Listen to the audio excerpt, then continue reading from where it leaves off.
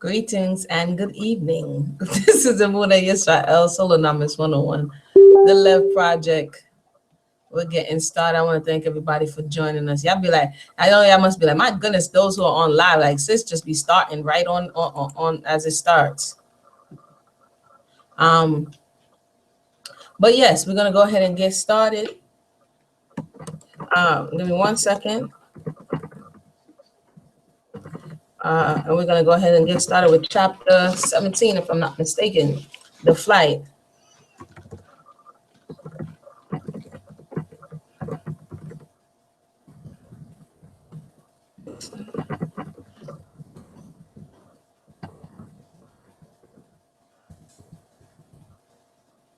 One second.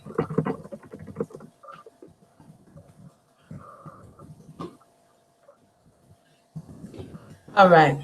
Give everybody a little bit of time to come. Share it on social media. If you're on social media and the live events, feel free to share it. Maybe someone would like to hear or can benefit from the conversation. Let me go. Uh-oh. I don't think I changed. 1 second, 1 second, 1 second. Whoopee. What part this is? This is part,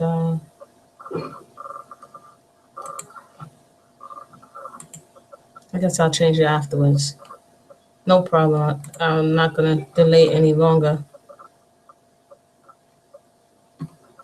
Let's go ahead and get started here.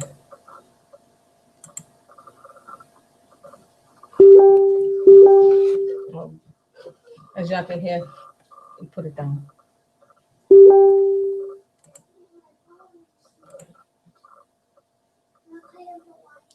All right. Here. Okay, let's get started. Sorry for the delay. This is live, y'all. I'll be trying to quiet them down for 9 o'clock, but sometimes they're still moving around. For those who have children, you already know how it goes. I'm trying to get up the YouTube here so I can see if you're having any comments while we're reading. I actually think this is episode number 8.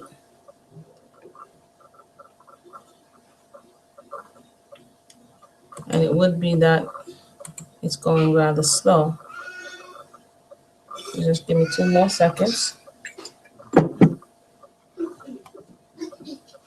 So last week, we found out well, yeah, we're on Sunday now. So last week, we found out that there's some stuff going on while I'm trying to get this stuff up. Dr. Flint had sent her off to his son's. You know, she went down there, which is further away from where her grandmother is, etc. And hold on, now we're getting the feedback.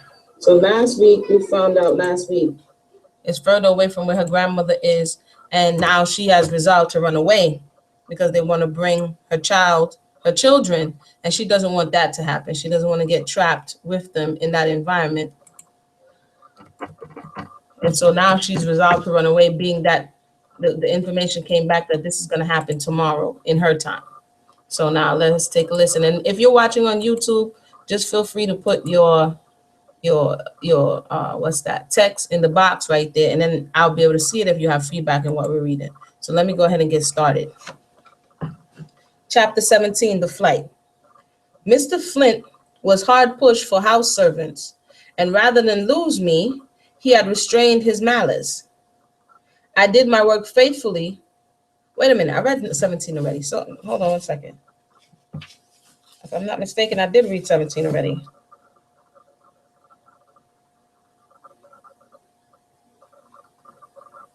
Did I?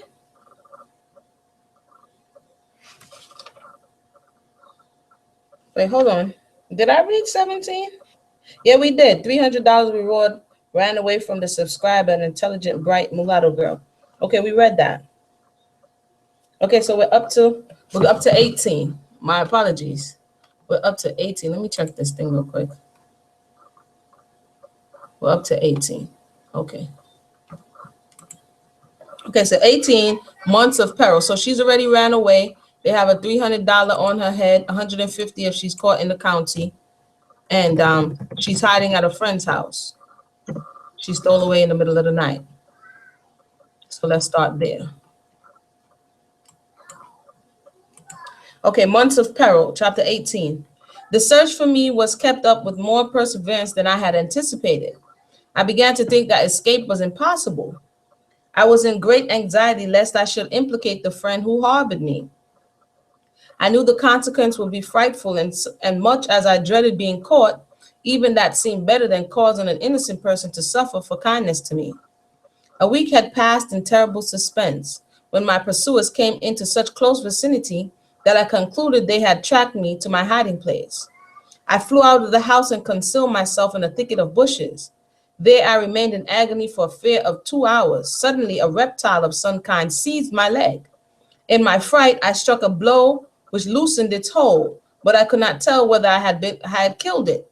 It was so dark I could not see what it was. I only knew it was something cold and slimy. The pain I felt soon indicated that the bite was poisonous. I was compelled to leave my place of concealment, and I groped my way back into the house. The pain had become intense, and my friend was startled to my look of anguish, and I asked her to prepare a poultice of warm ashes and vinegar. That's that old time stuff right there. Warm ashes, charcoal pulls out poison, and vinegar is kind of like an antiseptic. And I applied it to my leg, which was already much swollen. The anticipation gave me some relief, but the swelling did not abate. The dread of being disabled was greater than the physical pain I endured. My friend asked an old woman who doctored among slaves what was good for bite of a snake or lizard. She told her to steep a dozen coppers in vinegar overnight and apply the cankered vinegar to the inflamed part. I had succeeded in cautiously conveying some messages to my relatives. They were harshly threatened and despaired of my having a chance to escape. They advised me to return to my master, ask him for forgiveness, and let him make an example of me. But such counsel had not influence with me. When I started upon this hazardous undertaking, I had resolved that come what would, should be no turning back.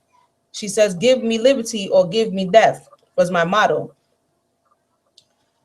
When my friend contrived to make known to my relatives the painful situation I had been in for 24 hours, they said no more about my going back to my master.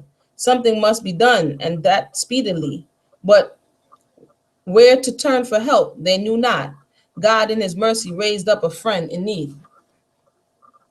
Among ladies who were acquainted with my grandmother was one who had known her from childhood and always had been friendly to her. She had also known my mother and her children and felt interested for them. As this crisis of affairs, she called to see my grandmother, as she so unfrequently did.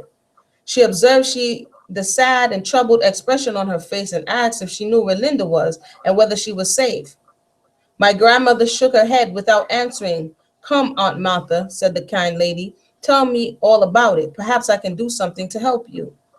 The husband of this lady held many slaves and bought and sold slaves. She also held a number in her own name, but she treated them kindly and would never allow any of them to be sold. She was unlike the majority of slaveholder wives. My grandmother looked earnestly at her. Something in the expression of her face said, "Trust me," and she did trust her.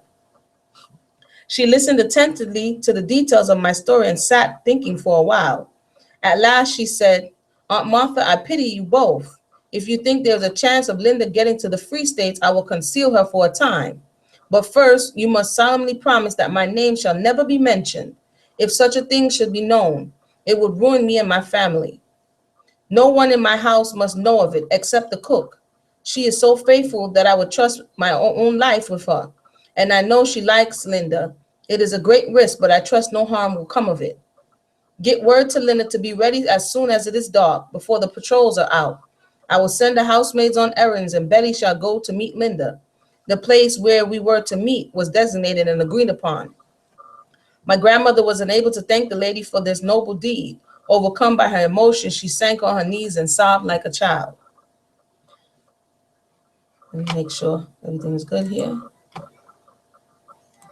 I received a message to leave my friend's house at such an hour and go to a certain place where a friend would be waiting for me. As matter of prudence, no names were mentioned. I had no means of conjecture conjecturing who I was to meet or where I was going. I did not like to move thus blindfolded, but I had no choice. It would not do for me to remain where I was. I distinguished myself, summoned up courage to meet the worst, and went to the appointed place. My friend Betty was there. She was the last person I expected to see. We hurried along in silence. The pain in my leg was so intense that it seemed as if I should drop, but fear gave me strength. We reached the house and entered unobserved. Her first words was, "Honey, now you are safe. Them devils ain't coming to search this house. When I get you in Mrs. Safe Place, I will bring some nice hot supper. I expects you need it after all this scaring."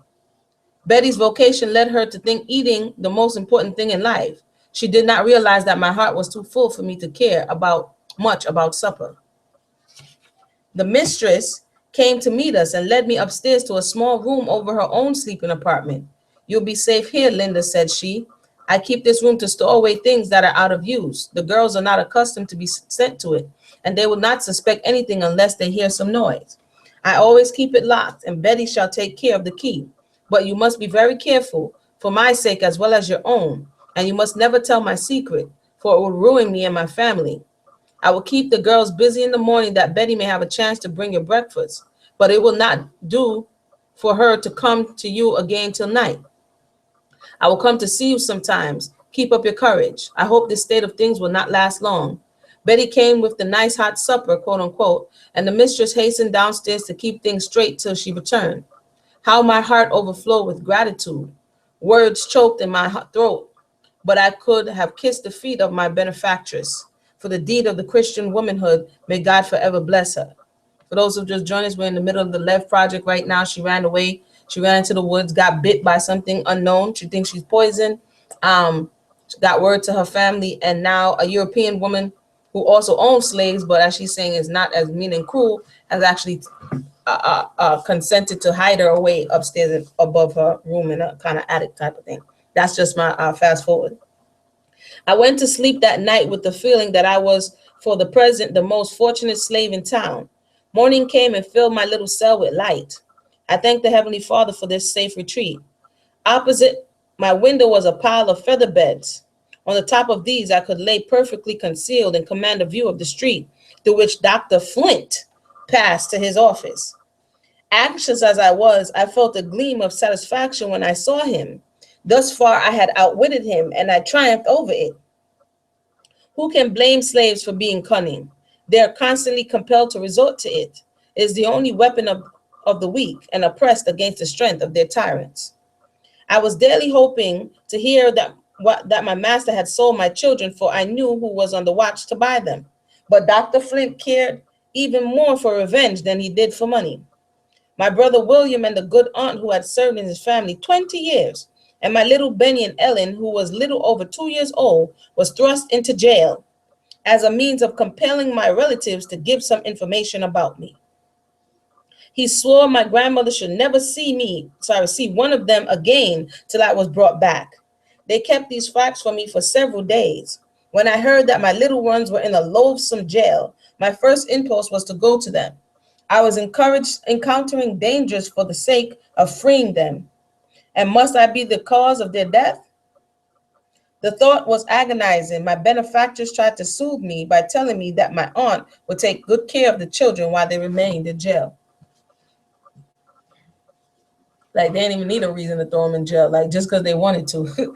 But it added to my pain to think that the good old aunt who had always been so kind to her sister's orphan children should be shut up in prison for no other crime than loving them. I suppose my friends feared a reckless movement on my part, knowing as they did that my life was bound up in my children. I received a note from my brother William. It was scarcely legible and ran thus: "Wherever you are, dear sister, I beg of you not to come here. We are all much better off than you are. If you come, you will ruin us all. They will force you to tell where you have been, or they will kill you. Take the advice of your friends, if not for the sake of me and your children, at least for the sake of those you would ruin." Poor William. He also must suffer for being my brother. I took his advice and kept quiet. My aunt was taken out of jail at the second end of the month. They kept her aunt in jail for a month.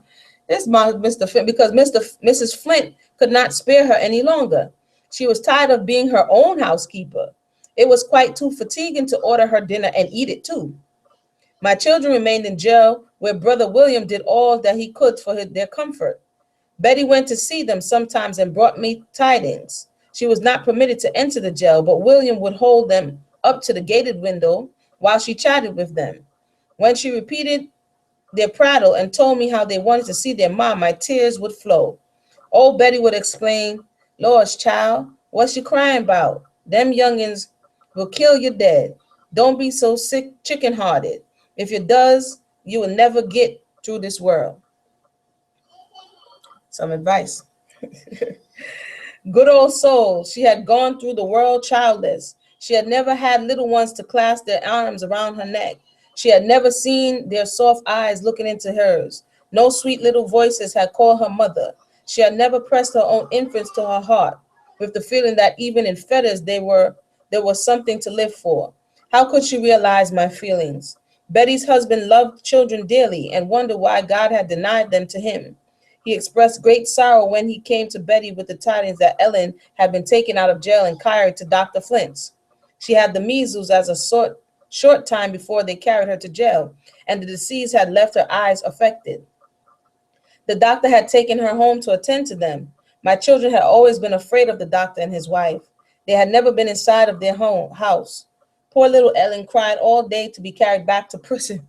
Yo, Ellen wanted to be carried back to prison from Dr. Flint. The instincts of childhood are true. She knew she was loved in the jail. Her screams and sobs annoyed Mrs. Flint. Before night, she called one of the slaves and said, Here, Bill, carry this brat back to the jail. I can't stand her noise. If she would be quiet, I should like to keep the little minx. Wow. She would make a handy waiting maid for my daughter by and by. But if she stayed here with her white face, I would suppose I should either kill her or spoil her.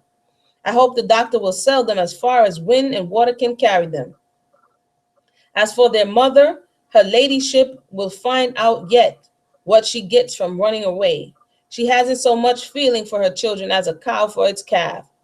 If she had, she would come back long ago to get them out of jail and save them all this expense and trouble. Listen to the guilt trip. The good for nothing hussy. Wow. Mrs. Flint is turned up. When she is caught, she shall stay in jail in irons for 6 months and then be sold to sugar plantation.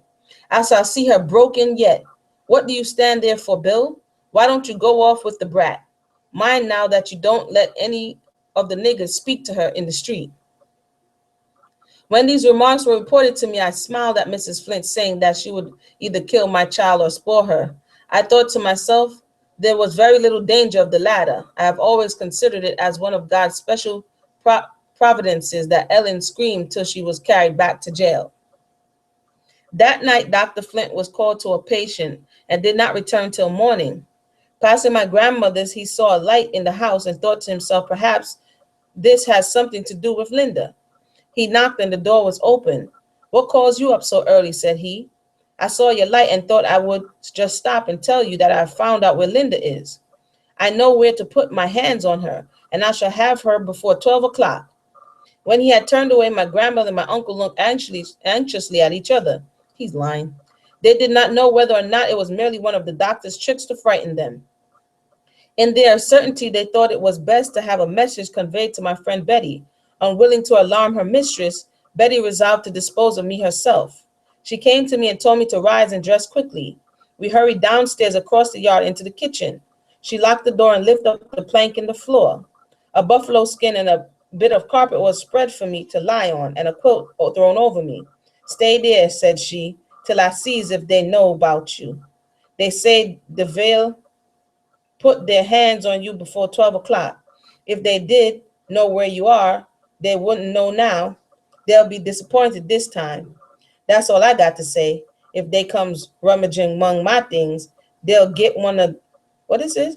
They'll get one breast sarsen from this nigger. In my shallow bed, I had but just room enough to bring my hands to my face to keep the dust out of my eyes. For Betty walked over me 20 times in an hour, passing from the dresser to the fireplace. When she was alone, I could hear her pronouncing anthems over Dr. Flint and all his tribe. every now and then with a chuckling laugh. This nigga's too cute for them this time. Betty is off the chain. When the housemaids were about, she had sly ways of drawing them out, that I might hear what they would say.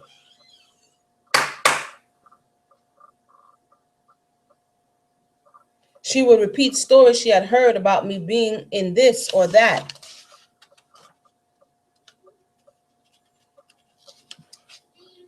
Or the other place, to which they would answer that I was not fool enough to stay around here, that I was in Philadelphia or New York before this time. Sorry. When all were abed and asleep, Betty raised the plank and said, "Come out, child, come out. They don't know nothing about you. 'Twas only white folks' lies to scare the niggas." Some days after this adventure, I had much worse fright, as I sat very still in my retreat above stairs. Cheerful visions floated through my mind. I thought Dr. Flint would soon get discouraged and would be willing to sell my children when he lost all hopes of making them the means of my discovery. I knew who was ready to buy them. Suddenly, I heard a voice that chilled my blood. The sound was too familiar to me. It had been too dreadful for me to recognize at once my old master. He was in the house, and I at once concluded he had come to seize me. I looked round in terror. There was no way of escape. The voice receded. I suppose the constable was with him, and they were searching the house. In my alarm, I did not forget the trouble I was bringing on my generous benefactress. It seemed as if I were born to bring sorrow on all who befriended me, and that was my bitterest drop to the bitter cup of my life. After a while, I heard approaching footsteps. The key was turned in the door. I braced myself against the wall to keep from falling. I ventured to look up, and there stood my kind benefactress alone. I was too much overcome to speak and sunk down upon the floor. "I thought you would hear your master's voice," she said, "and knowing you would be terrified. I came to tell you there's nothing to fear. You may even indulge in a laugh at the old gentleman's expense. He is so sure you're in New York that he came to borrow $500 to go in pursuit of you. My sister had some money to loan on interest. He has obtained it and proposes to start for New York tonight. So for the present, you see, you are safe. The doctor will merely lighten his pocket hunting after the bird he has left behind." Dude don't even have no money. He got to go and borrow some money on interest to go to New York to try to find where she is. It was that serious. For those who just joined us, that's the end of chapter 18. So we're going to jump right into chapter 19 at this point. Let's roll. The children sold. The doctor came back from New York, of course, without accomplishing his purpose. He had expended considerable money and was rather disheartened. My brother and the children had now been in jail 2 months, and that also was some expense. My friends thought it was a favorable time to work on his discouraging feelings. Mr. Sands sent a speculator to offer him $900 for my brother William and $800 for the 2 children. These were high prices as slaves were then selling, but the offer was rejected. If it had been merely a question of money, the doctor would have sold any boy of Benny's age for $200, but he could not bear to give up the power of revenge. But he was hard pressed for money, and he resolved the matter in his mind. He knew that if he could keep Ellen till she was 15, he could sell her for a high price. But I presume he reflected that she might die or might be stolen away. At all events, he came to the conclusion that he had better accept the slave trader's offer. Meeting him in the street, he inquired when he would leave town. "Today at 10 o'clock, he replied. "Ah, do you go so soon?" said the doctor. "I have been reflecting upon your proposition, and I have concluded to let you have the 3 Negroes if you will say $1,900. After some parley, the trader agreed to his terms. He wanted the bill of sale drawn up and signed immediately, as he had a great deal to attend to during the short time he remained in town. The doctor went to the jail and told William he would take him back into his service if he would promise to behave himself. But he replied that he would rather be sold. "And you shall be sold, you ungrateful rascal," explained the doctor. In less than an hour, the money was paid. The papers were signed, sealed, and delivered, and my brother and children were in the hands of the trader. It was a hurried transaction, and after it was over, the doctor's characteristic caution returned. He went back to the speculator and said, "Sir, I have come to lay you under obligations of $1,000 not to sell any of those Negroes in this state. You come too late, replied the trader. Our bargain is closed. He had, in fact, already sold them to Mr. Sands, but he did not mention it. The doctor required him to put irons on the rascal Bill and to pass through the back streets when he took his gang out of town.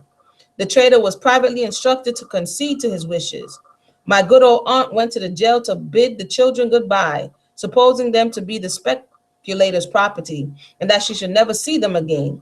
As she held Benny in her lap, he said, Aunt Nancy, I want to show you something.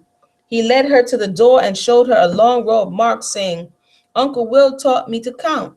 I had made a mark for every day I had been here, and it is 60 days. It is a long time, and the speculator is going to take me and Ellen away. He's a bad man. It's wrong for him to take grandmother's children. I want to go to my mother. My grandmother was told that the children would be restored to her, but she was requested to act as if they were really to be sent away. Accordingly, she made up a bundle of clothes and went to the jail. When she arrived, she found William handcuffed among the gang and the children in the trader's cart.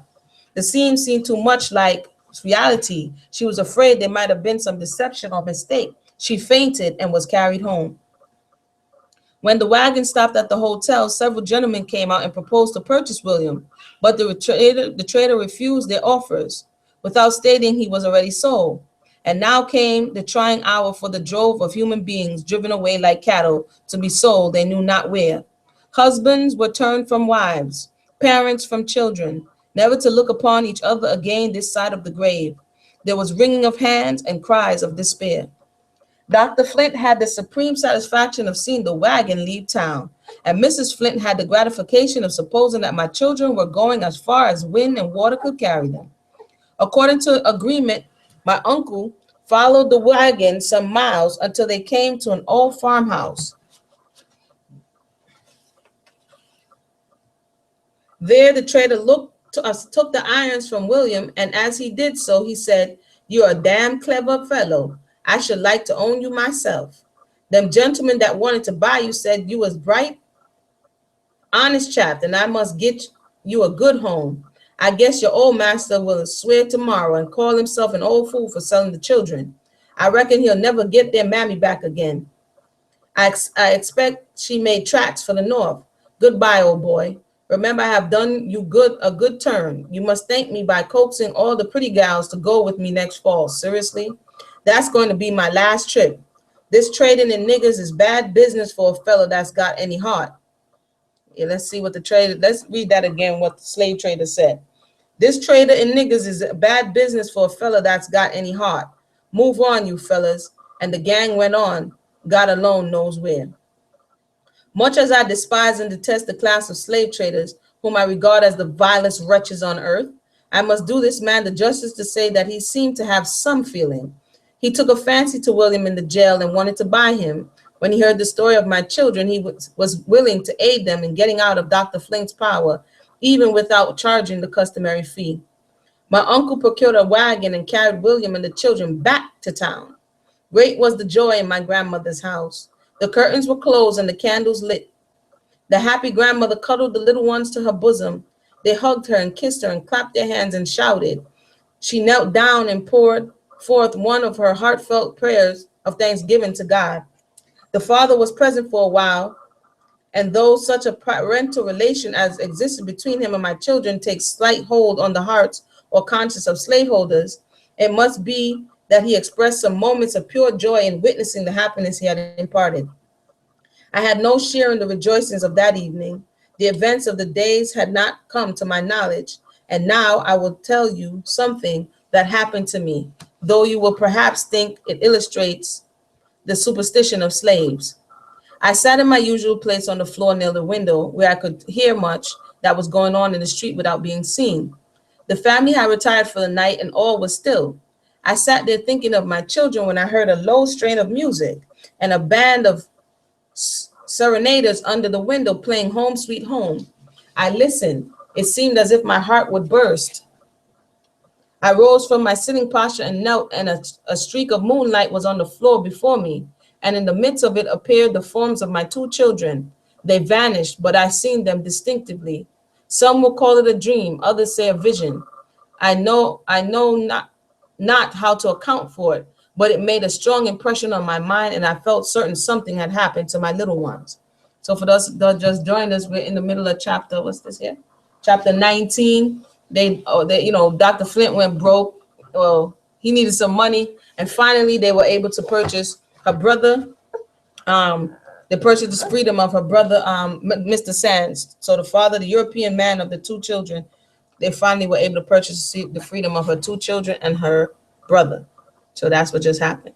I had not seen Betty since morning. Now I heard her softly turning the key. As soon as she entered, I clung to her and begged her to let me know whether my children were dead or whether they were sold, for I had seen their spirits in my room, and I was sure something had happened to them. Lord, child, said she, putting her arms around me, you's got the, what is this? Hysterics. That's one of Betty's words, I guess. I'll sleep with you tonight because you make a noise and ruin missus. Something has stirred you up mightily. When you is done crying, I'll talk with you. The children is well and mighty happy. I see them myself. Does that satisfy you? The child, be still. Somebody will hear you. I tried to obey her. She laid down and was sound asleep, but no sleep would come to my eyelids. At dawn, Betty was up and off to the kitchen. The hours passed on, and the vision of the night kept constantly recurring to my mind. After a while, I heard the voices of two men in the entry. In one of them, I recognized the housemaid. The other said to her, did you know Linda Brett's children were sold to a speculator yesterday? They say old Master Flint was mighty glad to see him drove out of town. But they said they come back again. I expect it's all the daddy's doing. They say he bought William too. Lord, how it will take hold of old Master Flint. I'm going round to Aunt Martha's to see about it. I bit my lips till the blood came to keep from crying out. Were my children with my grandmother or with their grandmother? Or had the speculator carried them off? The suspense was dreadful. Would Betty never come and tell me the truth about it? At last she came, and I eagerly repeated what I overheard. Her face was one broad, bright smile. Lord, you foolish thing, said she. I was going to tell you all about it. The gals is eating their breakfast, and Mrs. told me to let her tell you. But poor creature, tain't right to keep you waiting. And I was going to tell you. Brother children, all is bought by the daddy. I's laugh more than enough thinking about old Master Flint. Lot how he will swear. He got catch this time anyhow, but I must be getting out of this or them gals will come and catch me. Betty went off laughing, and I said to myself, can it be true that my children are free? I have not suffered for them in vain, thank God. Great surprise was expressed when it was known that my children had returned to their grandmothers. The news spread through the town, and many a kind word was bestowed on the little ones. Dr. Flint went to my grandmother's to ascertain who was the owner of my children, and she informed him, I expected as much, said he. I'm glad to hear it. I have news from Linda lately, and I shall soon have her. Eli, you need never expect to see her free. She shall be my slave as long as I live, and when I am dead, she shall be the slave of my children. If I ever find out that you or Philip had anything to do with her running off, I'll kill you. And if I meet William in the street and he presumes to look at me, I'll flog him within an inch of his life. Keep those brats out of my sight. As he turned to leave, my grandmother said something to remind him of his own doings. He looked back upon her as if he would have been glad to strike her to the ground. I had my season of joy and thanksgiving. It was the first time since my childhood that I experienced any real happiness.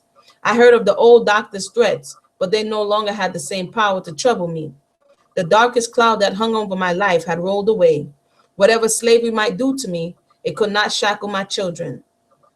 If I fell a sacrifice, my little ones were saved. It was well for me that my simple heart believed all that had been promised for their welfare. It is always better to trust than to doubt. That is the end of the reading of chapter 19. And chapter 20 is not that long, so let's go ahead and bust it out, being that we missed a few days. So it's on and popping now. The children are free, and they're back in town, so Dr. Flint is really not excited about that. Chapter 20, the perils. The doctor, more exasperated than ever, again tried to revenge himself on my relatives. He arrested Uncle Philip on the charge of having aided my flight. He was carried before court and swore truly that he knew nothing of my intention to escape, and that he had not seen me since I left my master's plantation. The doctor then demanded that he should give bail for $500, that he would have nothing to do with me. Several gentlemen offered to be security for him, but Mr. Sands told him he had better go back to jail and he would see that he came out without giving bail. The news of his arrest was carried to my grandmother, who conveyed it to Betty. In the kindness of her heart, she again stowed me away under the floor. And as she walked back and forth in the performances of her culinary duties, she talked apparently to herself, but with the intent that I should hear what was going on. I hoped that my uncle's imprisonment would last but a few days until still I was anxious. I thought it likely Dr. Flint would do this utmost to taunt and insult him, and I was afraid my uncle might lose control of himself and retort in some way that would be construed into punishable offense. And I was well aware that in court his word would not be taken against any white man's. That was also a law that a slave could not testify against their master. Wow. The search for me was renewed. Something had excited suspicion that I was in the vicinity. They searched the house I was in. I heard their steps and their voices. At night, when all were asleep, Betty came to release me from my place of confinement. The fright I had undergone, the constrained posture, and the dampness of the ground made me ill for several days. My uncle was soon after taken out of prison, but the movements of all my relatives and all other friends were very closely watched. We all saw that I could not remain where I was much longer. I had already stayed longer than was intended, and I knew my presence must be a source of perpetual anxiety to my kind benefactress. During this time, my friends had laid many plans for my escape, but the extreme vigilance of my persecutors made it impossible to carry them into effect. This dude was like psycho. One morning, I was much startled by hearing somebody trying to get into my room. Several keys were tried, but none fitted. I instantly conjectured it was one of the housemaids and concluded she must either have heard some noise in the room or have noticed the entrance of Betty. When my friend came as her usual time, I told her what happened. I knows who it was, said she, pen upon it. That was Jenny. That nigga always that nigga always got the devil in her. Why they keep calling each other nigga? I suggested that she might have seen or heard something that excited her curiosity. Tut, tut, child, exclaimed Betty. She ain't never seen nothing nor heard nothing. She only expects something, that's all. She wants to find out who's have cut and make my ground. But she'll never know. That's certain. And I'll get Mrs. to fix her. I reflected a moment and said, Betty, I must leave here tonight. Do as you think best, poor child, she replied. I was mighty afraid that a nigga will pop on you sometime. Okay. She reported the incident to her mistress and received orders to keep Jenny busy in the kitchen till she could see my Uncle Philip. He told her he would send a friend for me that very evening. She told him she hoped I was going to the north, for it was dangerous for me to remain anywhere in the vicinity. Alas, it was not an easy thing for one in my situation to go to the north. In order to leave the coast clear for me, she went into the country to spend the day with her brother, and took Jenny with her. She was afraid to come and bid me goodbye, but she kept a kind message with Betty. I heard her carriage roll away from the door, and I never again saw her, who was so generously befriended the poor, trembling fugitive. Though she was a slaveholder, to this day my heart blesses her. I had not the slightest idea where I was going. Betty brought me a suit of sailor's clothes, jacket, trousers, and tarpaulin hat. She gave me a small bundle, saying I might need it where I was going. In cheery tones, she explained, I's so glad you was going to free parts. Don't forget old Betty. Perhaps I'll come long by and by. I tried to tell her how grateful I felt for all her kindness, but she interrupted. I don't want no thanks, honey. I was glad I could help you, and I hope the good Lord will open the path for you. I was going with you to the lower gate. Put your hand in your pocket and walk rickety like the sailors. I performed to her satisfaction. At the gate, I found Peter, a young colored man, waiting for me.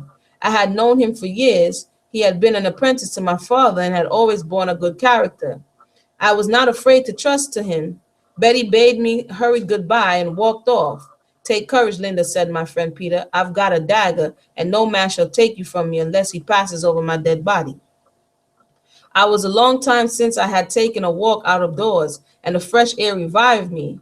It was also pleasant to hear a human voice speaking to me above a whisper. I passed several people whom I knew, but they did not recognize me in my disguise. I prayed internally that for Peter's sake, as well as my own, nothing might occur to bring out his dagger. We walked on till we came to the wharf. My Aunt Nancy's husband was a seafaring man, and it had been deemed necessary to let him into our secret. He took me into his boat and rowed out to a vessel not far distant and hoisted me on board. We three were the only occupants on the vessel. I now ventured to ask what they proposed to do with me. They said I was to remain on board till near dawn, and they would hide me in Snaky Swamp, okay, till my Uncle Philip had prepared a place of concealment for me. If the vessel had been bound north, it would have been of no avail to me, for it would certainly have been searched. About 4 o'clock, we were again seated in the boat and rowed 3 miles to the swamp. My fear of snakes had been increased by the venomous bite I received, and I dreaded to enter this hiding place, but I was in no situation to choose, and I gratefully accepted the best that my poor, persecuted friends could do for me. Peter landed first, and with a large knife cut a path through bamboos and briars of all descriptions. He came back, took me in his arms, and carried me to a seat made among the bamboos. Before we reached it, we were covered with hundreds of mosquitoes.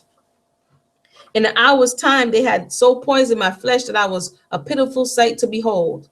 As the light increased, I saw snakes after snake crawling around us. I had been accustomed to the sight of snakes all my life, but these were larger than any I've ever seen. To this day, I shudder when I remember that morning. As evening approached, the number of snakes increased so much that we were continually obliged to thrash them with sticks to keep them from crawling over us. The bamboos were so high and so thick that it was impossible to see beyond a very short distance. Just before it became dark, we procured a seat nearer to the entrance of the swamp. Being fearful of losing our way back to the boat, it was not long before we heard the paddle of oars and the low whistle which had been agreed upon us as a signal. We made haste to enter the boat and were rowed back to the vessel. I passed a wretched night, for the heat of the swamp, the mosquitoes, and the constant terror of snakes had brought on a burning fever. I had just dropped asleep when they came and told me it was time to go back to the horrid swamp. I could scarcely summon courage to rise, but even those large venomous snakes were less dreadful to my imagination than the white men in the community called civilized. Man, that's something right there. She said the venomous snakes was less dreadful than the European. This time, Peter took a quantity of tobacco to burn to keep off the mosquitoes. It produced the desired effect on them, but gave me nausea and severe headache. At dark, we returned to this vessel. I had been so sick during the day that Peter declared I should go home that night if the devil himself was on patrol. They told me a place of concealment had been provided for me at my grandmother's house. I could not imagine how it was possible to hide me in her house, every nook and corner of which was known to the Flint family. They told me to wait and see. We were rowed ashore and went boldly through the streets to my grandmother's. I wore my sailor's clothes and had blackened my face with charcoal. I passed several people whom I knew. The father of my children came so near that I brushed against his arm, but he had no idea who it was. You must make the most of this walk, said my friend Peter, for you have not have another very soon. For you may not have another very soon. I thought his voice sounded sad. It was kind of him to conceal from me what a dismal hole was to be my home for a long, long time. That's the end of the reading of chapter 20. We shall reconvene, most I willing, tomorrow. Pick up at chapter 21. Right now, she tried to, I don't know what they were trying to do, if they were hiding her out or what, but, it didn't work. She was up. She said it was worse. The venomous snakes. She would rather face them than go back to the European. Now, that you got to understand, that's some torture right there. If you have anything to say concerning what you just heard, feel free to share. I'll check. If not, you could definitely post it up under the comment section, and I'll read it tomorrow as well. This has been very interesting stuff. We're more than halfway through the book. So definitely we're going to be finished before the end of this month. And so thank everybody for tuning in. Let me just go over here and check and see if I see anything on the other side.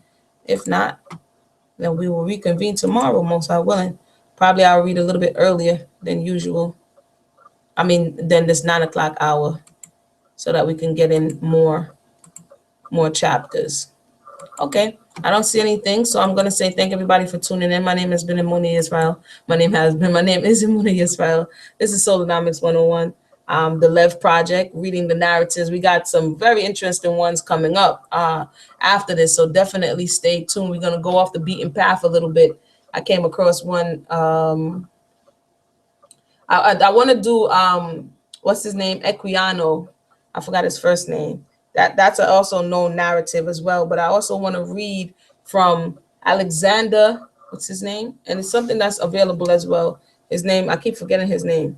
It's the log Falconbridge. It's the log of a European ship captain on the conditions of slavery as he told it when he became an abolitionist. So I thought that was very, very interesting. That's going to be an interesting read. It's not as long, but we're going to get a lot of stuff out of it to really understand what was really going on. So I look forward to that as well. Until next time, my name is Amuna Israel. I pray everybody have a blessed evening and good night.